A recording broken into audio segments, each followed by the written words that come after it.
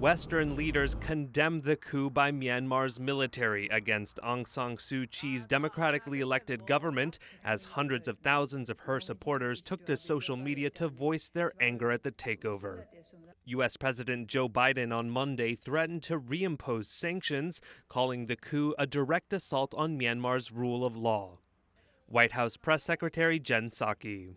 We removed sanctions, the United States, I should say, removed sanctions on Burma over the past decade based on progress toward democracy. The reversal of that progress will necessitate an immediate review of our sanctions laws and authorities, followed by appropriate action. Prime Minister Boris Johnson of Britain called for the release of Suu Kyi and others, while Canadian Prime Minister Justin Trudeau strongly condemned the military's actions. The UN Security Council will meet on Tuesday, diplomats said, amid calls for a strong response. In the early hours of Monday, the Myanmar army took power and imposed a state of emergency for a year, saying it had responded to what it called election fraud. Suu Kyi's National League for Democracy party, which won a landslide 83% in a November 8th election, said that she called on people to protest against the military takeover.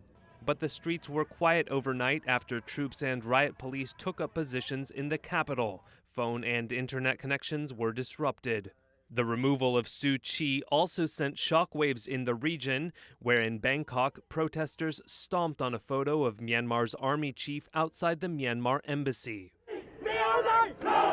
The coup followed days of tension between the civilian government and the military. In the pre-written statement on Facebook, Suu Kyi, who was under house arrest between 1989 and 2010 and won a Nobel Peace Prize in 1991, was quoted as saying that an army takeover would put Myanmar back under dictatorship.